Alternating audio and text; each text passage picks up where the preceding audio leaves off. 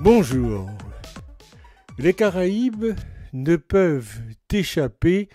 aux conséquences économiques et financières de l'invasion par la Fédération de Russie de la nation souveraine et indépendante de l'Ukraine. Les effets de ces conséquences se font déjà sentir dans la hausse des prix du pétrole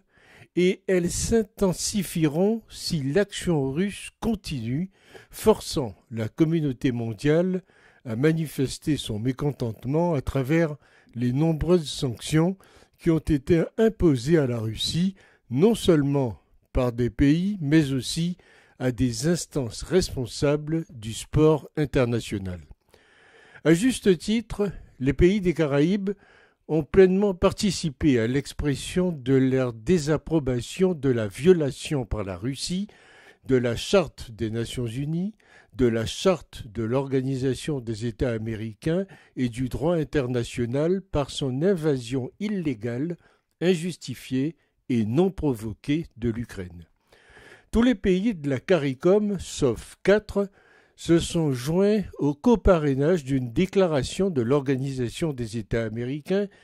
par plus des 2/3 de ses États membres, menés par Antigua et Barbuda et le Guatemala, qui condamnent fermement les activités illégales, injustifiées et l'invasion non provoquée de l'Ukraine par la Fédération de Russie et a appelé au retrait immédiat de la présence militaire et à la cessation de toute nouvelle action militaire dans ce pays.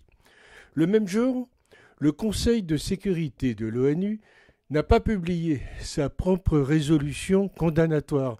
parce que la Russie a exercé son veto en tant que l'un des 5 membres permanents pour arrêter la résolution. L'existence continue d'un droit de veto par l'un des 5 pays seulement est une grave anomalie dans le monde d'aujourd'hui. Chacun de ces pays peut mettre fin à l'action contraignante de l'ONU contre ses propres violations, paralysant la capacité de les censurer, comme en témoigne le veto russe. Il est bien sûr juste que les pays de la CARICOM adoptent une position ferme sur tout pays qui viole le droit international en envahissant d'autres nations et en cherchant à modifier par la force les frontières établies des pays. Au sein de la CARICOM, le Venezuela menace l'intégrité territoriale du Guyana et le Guatemala menace celle du Belize. Dans le cas du Guatemala et du Belize, ils ont tous deux accepté de rechercher un règlement pacifique par l'intermédiaire de la Cour internationale de justice et le Guatemala a pris l'initiative de condamner l'invasion russe de l'Ukraine. Cependant,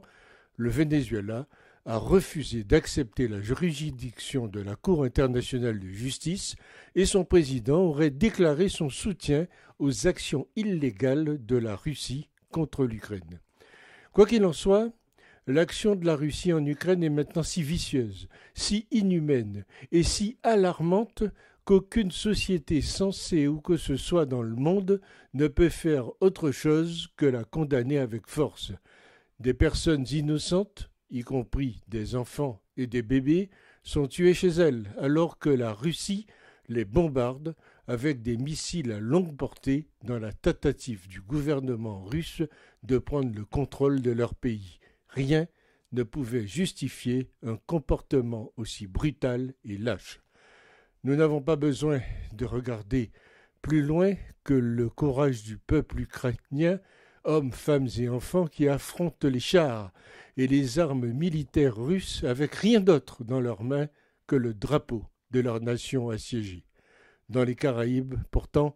nous devrions rappeler à ceux qui prônent le contournement des sanctions pour un gain à court terme l'avertissement biblique « À quoi sert un homme de gagner le monde entier et de perdre son âme ?»